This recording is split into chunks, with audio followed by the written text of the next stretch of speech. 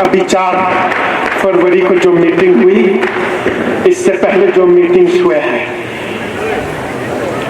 तकरीबन high power committee, sub committee सारे मिला के 18 से ज्यादा मीटिंगें हो चुकी हैं गवर्नमेंट ऑफ इंडिया के साथ। 2021 के बाद, एपेक्स और केडीए बनने के बाद, एपेक्स और केडीए के ज्वाइंट एग्रीमेंट के बाद, 4 पॉइंट एजेंडे के बाद, और 4 पॉइंट एजेंडा में आप जानते हैं सर पहले स्टेट, सेकंड पे 6 शेड्यूल, थर्ड पे job reservation recruitment PSC, fourth पे पार्लियामेंट्री सीट। पार्लियामेंट्री सीट पे ये बहाना कि 2026 तक डिलिमिटेशन हदबंदी बन गया। अब आते हैं तीसरे पॉइंट पर, रिक्रूटमेंट रिजर्वेशन डोमिसाइल। इतनी तवील गुफ्तगू के बाद, डायलॉग के बाद, बातचीत के बाद कुछ पॉइंट पे हमारे और उनका एग्रीमेंट हुआ। 95% लद्दाखियों को रिजर्वेशन, और वो 5% भी लद्दाखी डोमिसाइल होल्डर के लिए रिजर्वेशन, और ये नोटिफाई भी हुआ है। सबसे हाईएस्ट रिजर्वेशन है 2019 के बाद 15 साल के लिए, 2034 से पहले तक कोई डोमिसाइल नहीं होगी। वादा किया है पीएससी या लद्दाख के लिए अलग देंगे या जेल के पीएससी के साथ देंगे, लेकिन अमलन अभी तक कुछ भी नहीं हुआ। 22 अक्टूबर की सब कमेटी की मीटिंग में डिसाइड ये हुआ था कि एपेक्स और केडीए स्टेट और 6 शेड्यूल पे ड्राफ्ट बना के ले आएंगे। यानी क्या चाहते हैं, क्यों चाहते हैं, पूरी तरह से लिख के ड्राफ्ट बना के ले आएंगे, और इसके बाद हफ्ता 10 दिन के बाद मीटिंग बुला देंगे सब कमेटी, और उस पर डिलिब्रेशन होगी। इसके बाद वो अपना प्रपोजल्स ले आएंगे। 22 अक्टूबर के बाद सब कमेटी नहीं, कभी मीटिंग नहीं बुलाया। कोशिश ये की गई लद्दाख के अंदर जिस तरह से साम्राज्य से हमारा इस्तिकबाल, अंदरूनी तौर पर ईरान में कुछ सरखरीद लोगों को खरीद के उन्हें ग्रीन कार्ड, पैसे, डॉलर, पाउंड देके, खूबसूरत सब्ज बाग दिखला के अपने पिट्ठू बना लेते हैं और एक दूसरे को लड़वा लें। कोशिश की गई लद्दाख में इख्तिलाफात पैदा की जाए, लेह वर्सेस करके, Buddhist versus Muslims, with in Muslim, with in Buddhist, different voices पैदा करें, मुख्तलिफ आवाजों को पैदा करें। खूबसूरत साइन है, लालच दे, सबज बाग दिखला दे,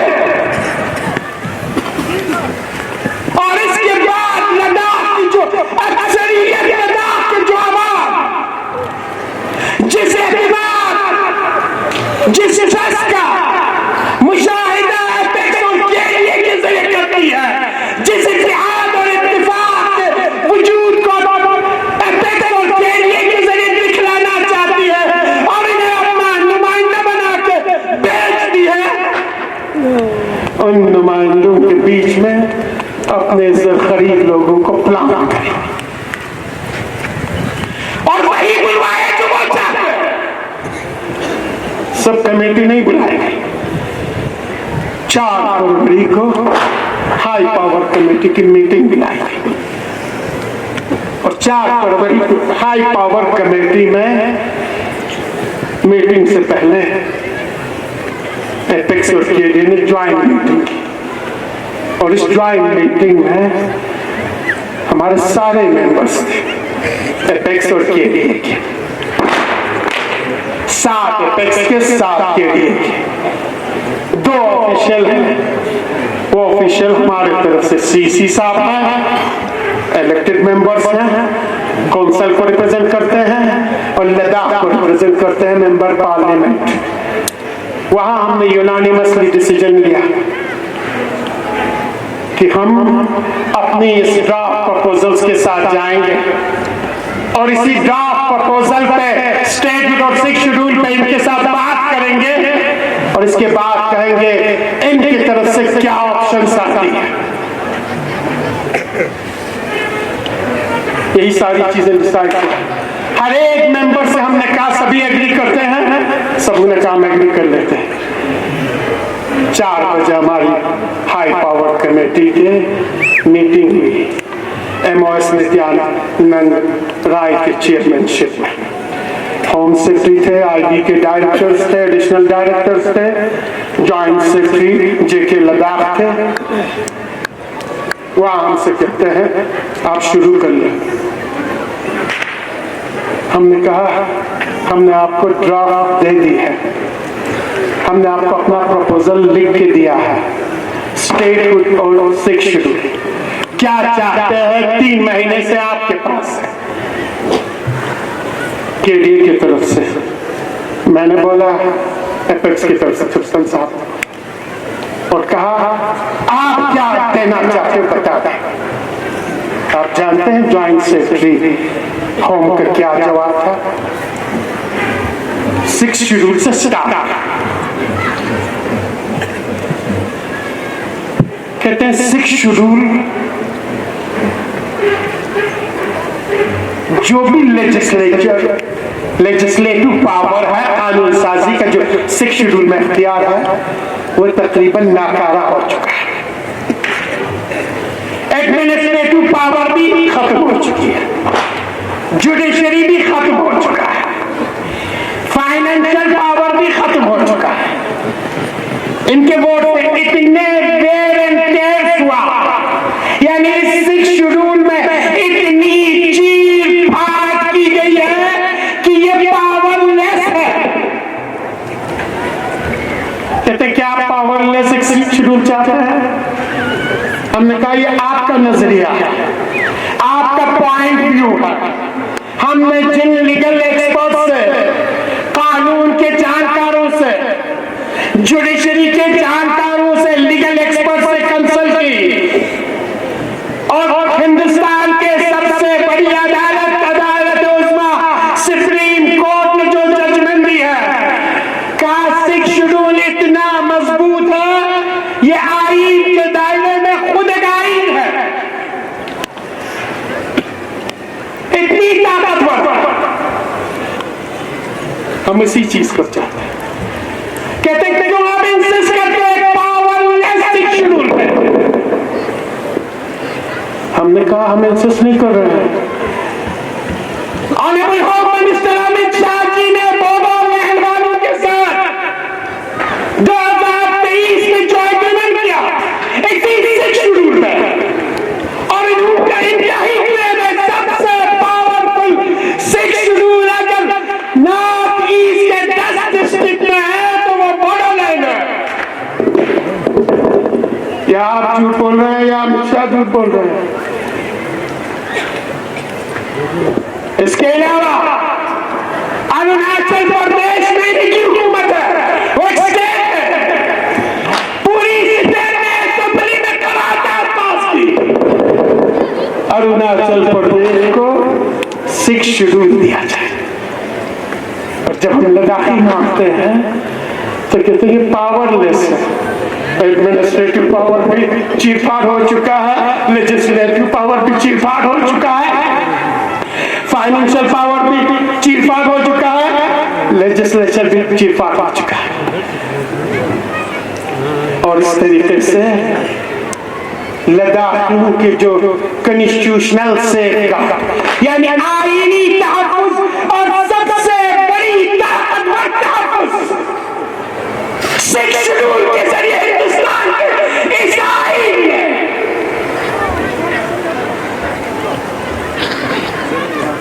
अम्बेडकर की और उसके कॉन्स्टिट्यूशन असेंबली ने दी है ट्राइबल लोगों को 98%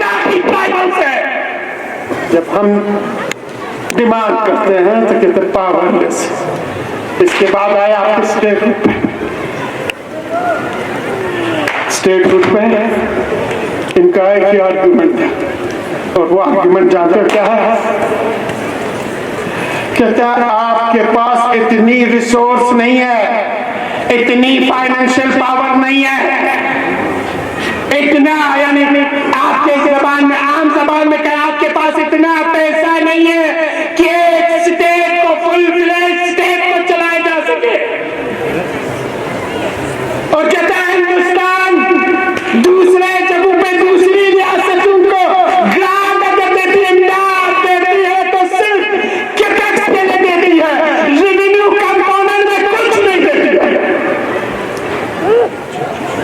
और जब हमने इन चीजों के जवाब देने के लिए इनको कहा, हमारे लीगल एक्सपर्ट बाहर बैठे, मैंने बुला है, तो कहते नहीं बुला सकते। फिर हमें पूरी लीगल सेल को बुलाना पड़ेगा। इतनी सफेद झूठ बड़ी मीटिंग में बोल के जब हमने चेक करके देखा तो ना भी स्टेट को रेवेन्यू कंपोनेंट में, यानी सैलरी में, पेंशन में, तनख्वाह में, ग्रेजुटी में, ड्यूटी में 40%, 50%, 60% ग्रामीण देती है। हिंदुस्तान में कोई रियासत नहीं है जहां के टैक्स और रेवेन्यू सेक्टर में ग्रामीण नहीं देती है। और जब लद्दाख पे आए तो कहते नहीं हो सकते। कहते आप दो चीजें मांग रहे हैं, आप स्टेट हुड और 6 शेड्यूल, ये ओवरलैपिंग हो जाएगा, यानी एक दूसरे पे तजावुज कर लेगा। हमने कहा जब आपका 3 टायर सिस्टम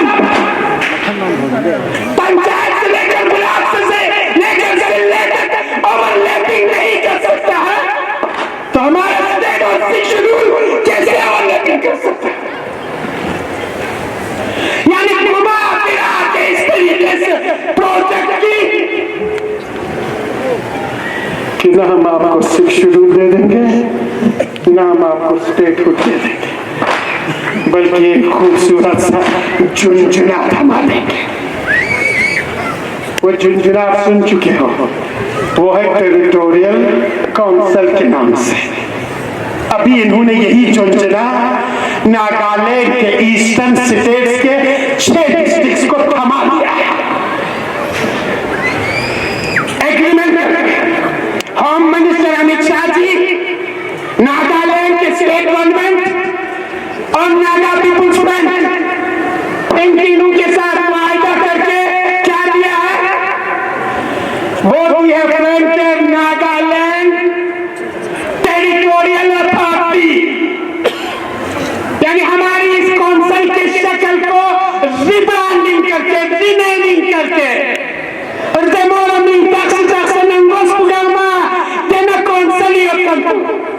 सीसी के बजाय सीएम लगाया, डिप्टी सीसी के बजाय deputy CM, deputy CM, deputy CM, दोनों को कैबिनेट स्टेटस दिया, हमारा सीसी को कैबिनेट स्टेटस है।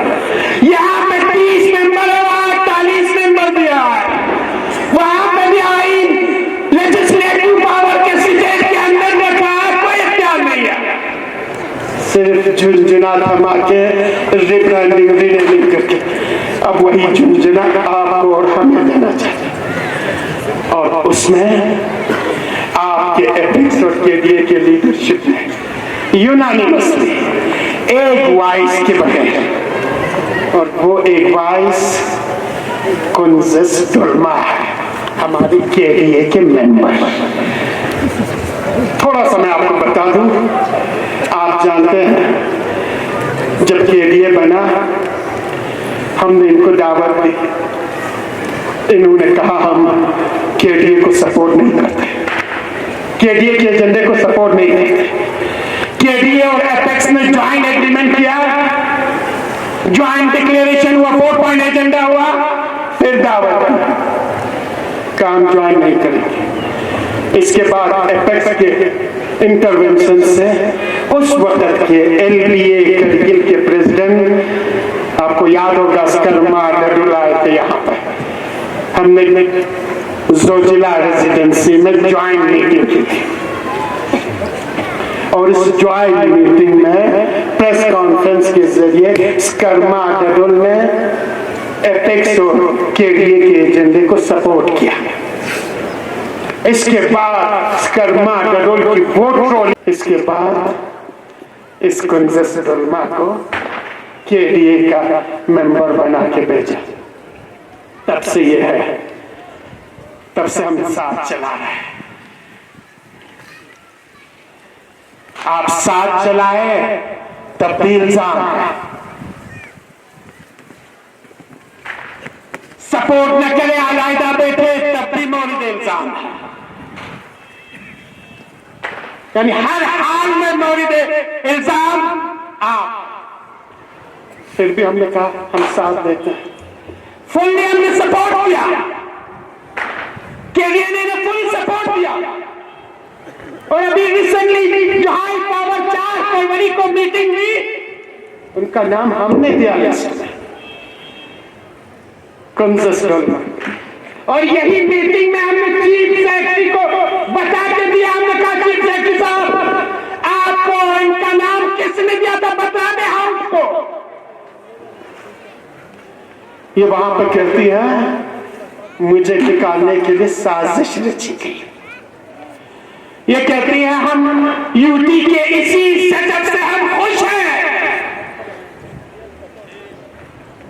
हम कोई स्टेट शेड्यूल नहीं चाहते हैं। हमारे करगिल, हमारे संस्कार, आर्यन वैली, चारपांच के लोग इसी सेटअप से खुश हैं।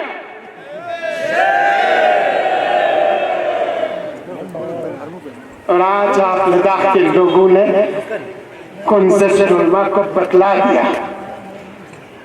और एक चीज में खुलेआम यहां से बता देना चाहिए, ये अच्छी तरह से आप सुन लें, हम किसी के जात के खिलाफ नहीं है।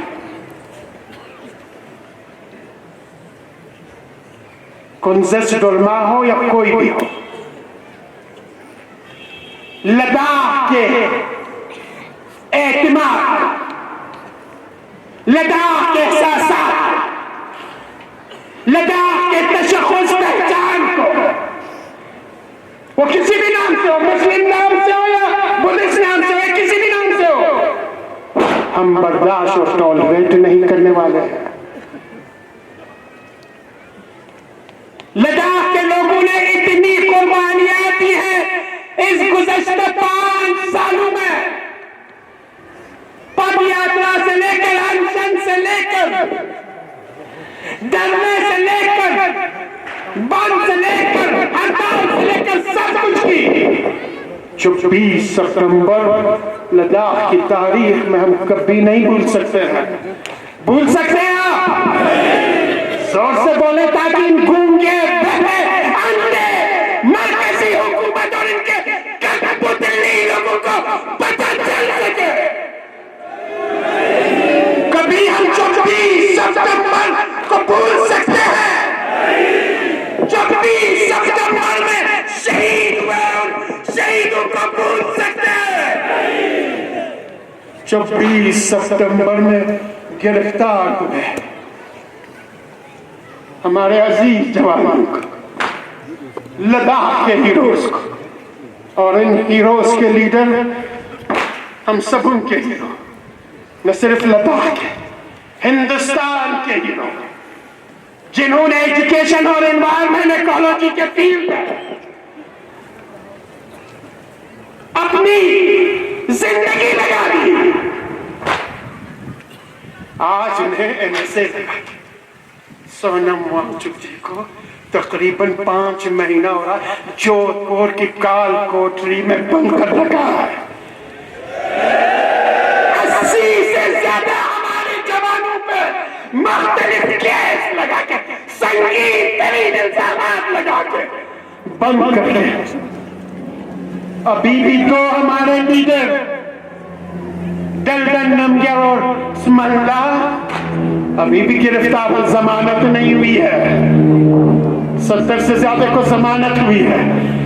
80 से ज्यादा जख्मी हुए हैं, कुछ अभी भी जख्म से जूझ रहे हैं। शायद रहती जिंदगी तक कुछ जख्म से जूझते रहेंगे।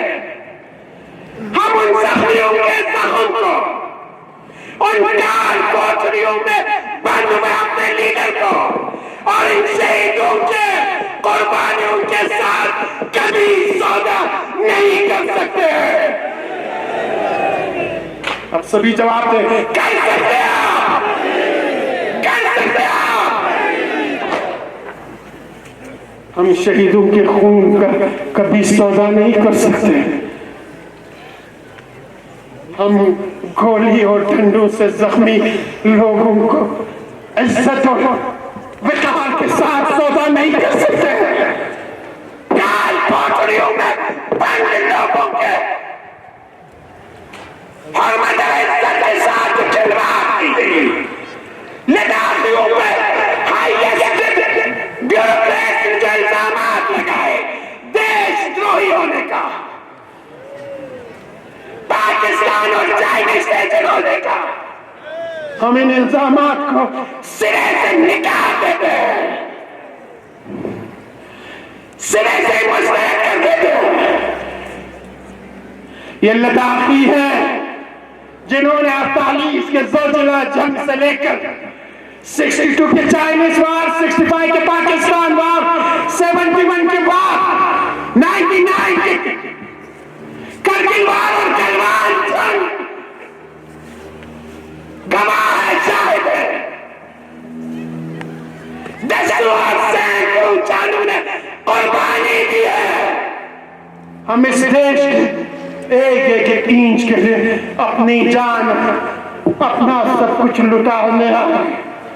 हम अपना सब कुछ लुटाते रहे हैं, आज भी लुटाएंगे। इस देश की यकजहती, इत्तेहाद और सालमियत पे आइंदा भी देते रहेंगे, लेकिन अपनी मांगों से कभी पीछे नहीं हटेंगे। लद्दाख की मांग को पूरा करना होगा। लद्दाख की मांग को पूरा करना होगा। जोर से जवाब दे दे। शर्म करो, शर्म करो, शर्म करो। शर्म करो, शर्म करो, शर्म करो। चुको रिहा करो, रिहा करो, रिहा करो। सोना चुको रिहा करो, रिहा करो, रिहा करो। आजाद हिंदुस्तान जिंदाबाद, आजाद हिंदुस्तान जिंदाबाद। अजीज़ान क्या आप होश में रहे, लेह और करगिल के नाम पे आपको लड़वाया जाए, खूबसूरत खूबसूरत खिलौने के जरिए आपको लुभाया जाए, सब्ज़ बाग दिखला के इख्तिदार और पैसे का लालच देते हैं कि लोग आदमी को खरीदने के डरते हैं। सारी ताकत लगा रखी है इन्होंने, सब कुछ करना है और आखिर तक करेंगे। हमने वहां भी इन्हें बतला दी, यहाँ पे भी अवामी तौर पर इन्हें बतलाना चाहते हैं। ये हजारों के कांटे मारते हुए लोगों के समंदर में भी हम बतलाना चाहते हैं। हम लद्दाख में कभी भी बुद्धिस्ट और मुस्लिम नहीं होने देंगे। हम लद्दाख में कभी लेह और करगिल नहीं होने देंगे। हम यहाँ अक्सरियत और अक़लियत कभी एक दूसरे के हक पे तजावुज़ नहीं करेंगे। मैं लेह के अपने बुद्धिस्ट भाइयों को इस स्टेज से ये यकीन दहानी करा, हमने आज तक जो कुछ भी कुर्बानी दी है और आज के बाद भी जो देंगे, वो आपके शहीदों ने, आपके उन डिटेनीज ने, आपके उन जख्मियों ने जो कुर्बानियां दी हैं उसके मुकाबले में कुछ भी नहीं है। लेकिन हम आपके हुकूक की भरपूर नुमाइंदगी करेंगे और तहफ़्फ़ुज़ करेंगे और आखिरी दम तक लद्दाख के हुकूक के तहफ़्फ़ुज़ के लिए जो कुछ भी हमसे बन पड़े पुरअमन तरीके से कानून के दायरे में रहते हुए, बकौल इनके संविधान के भीतर रहते हुए जद्दोजहद करते रहेंगे जब तक हमारी डिमांड्स पूरी नहीं होती है।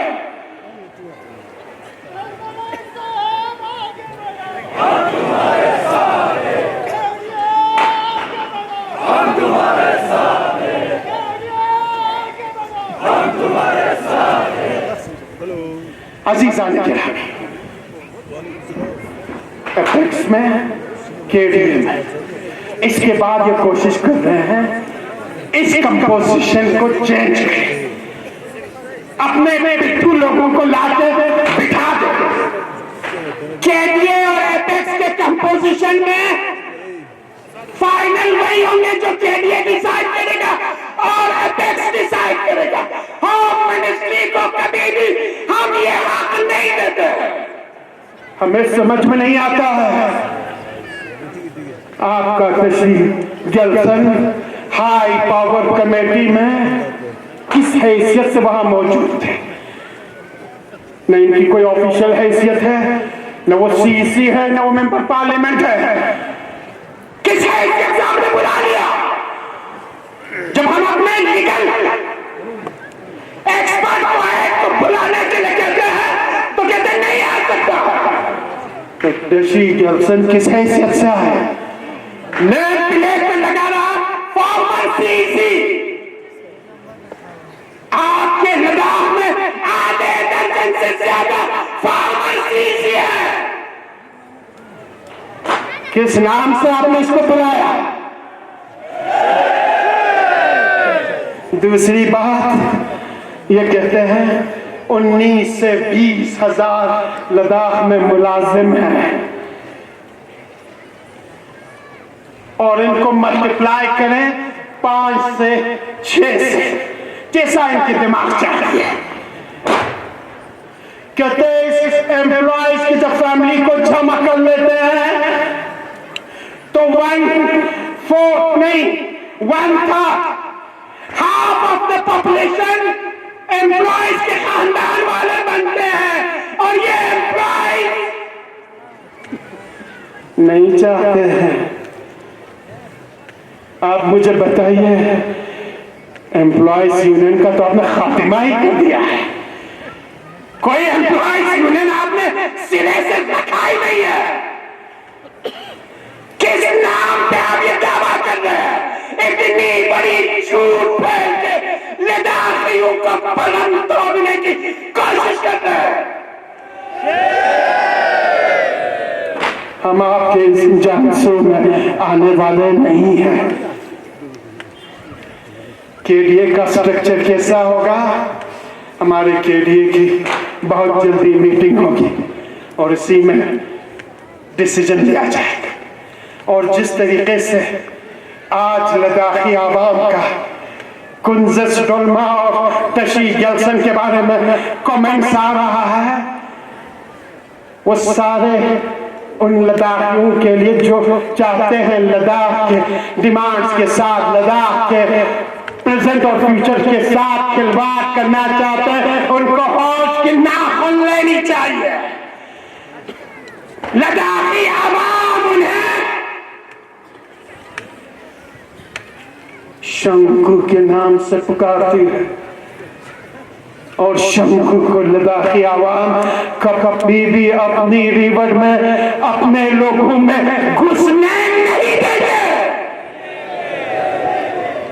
बस आखिरी जुमला जो मैं आपसे चाहता हूं, आप एतमाद रखिए आपके एपेक्स के लीडरशिप में, आपके केडीए के लीडरशिप में। कोई ऐसा एग्रीमेंट, कोई ऐसा मुआहदा जिस तरीके से नागा के ईस्टर्न 6 डिस्ट्रिक्ट वालों ने किया, हम कभी लद्दाख के प्रेजेंट और फ्यूचर के साथ कभी भी नहीं करेंगे। अपनी इज्जत और नामोस के साथ, अपने शहीदों के साथ, अपने डिटेनीज के साथ, अपने जख्मियों के साथ कभी भी सौदा नहीं कर सकते। बस आपसे एक ही गुजारिश है, खुदा इन साजिशी आले कानून से होशियार रहे। सोशल मीडिया पे हमें जो भी प्रोटेस्ट करना है, एजिटेशन करना है, डरना देना है, अपनी डिमांड के लिए जो भी करना है पुरअमन तरीके से करना है। लॉ एंड ऑर्डर को हमें हाथ में नहीं लेना है, कानून को हम अपने हाथ में नहीं लेना है। हम शांति प्रिय लोग हैं, हम पुरअमन लोग हैं, हम बहुत सीधे साधे लोग हैं, हम चतुराई नहीं जानते हैं, लेकिन हम स्ट्रेट फॉरवर्ड है। जो मन में ठान ली वो करके रहते हैं और इसके लिए जो कुछ भी करना पड़े हम करके रहेंगे। कानून के दायरे में रहते हुए मेरी आपसे गुजारिश है, जब भी केडीए और एपेक्स अपील करें, आपसे कुछ मुतालिबा करें तो इसी तरीके से अपनी सारी वजूद को लिए, ये जो शहीद हुए हैं अपने लिए नहीं हुए, जिन्होंने जख्मी के लिए गोली खाए हैं, डंडे खाए हैं, अपने लिए नहीं खाए, अपने ऐश और आराम के लिए नहीं खाए, पैसे कमाने के लिए नहीं खाए। जो आज भी जेल में है, दलदल नमजल, स्मंगला और सबसे बढ़ के सोना मुआचुर, और जो भी बैठ है वो भी एक तरह से गिरफ्तार है। ये सिक्योरिटी के नोक के नीचे है, संगीनों के नीचे है, वो कुछ नहीं बोल सकते। उनके घर वालों को, उनके रिश्तेदारों तक को धमकियां नहीं जाती है। ये इन्होंने अपने लिए गिरफ्तारियां नहीं दी, ये आपके लिए दी है, आपके बच्चों के लिए दी है, हमारे लिए दी, हमारे बच्चों के लिए दी है। हम कभी इन्हें नहीं भूल सकते हैं। और जब भी आपसे केडीए और एपेक्स मुतालिबा करें, आप सभी इसी तरीके से मैदान में आएंगे। आप सभी जरा हाथ खड़ा कर दो, मर्द औरत बुजुर्ग जवान बच्चे, आएंगे आप सभी। जोर से बोले, इतनी जोर से कि दिल्ली की गूंगी बहरी अंधी गवर्नमेंट को पता चले। आपके लिए और एपेक्स का आखिरी दम तक साथ देंगे, आखिरी दम तक साथ देंगे। आप शहीदों को नहीं भूलेंगे, आप सनम वाचुक दंगल नंगल स्मंगला और बाकी डिटेनीज को नहीं भूलेंगे। आप 26 सितंबर को नहीं भूलेंगे। 80 से ज्यादा जख्मियों को कभी नहीं भूलेंगे। खुदा आप सभी को सेहत रखे, सलामत रखे और हमेशा इज्जत, शरफ और विकास से जीने की तौफीक मिले। वस्सलाम अलैकुम व रहमतुल्लाहि व बरकातहू।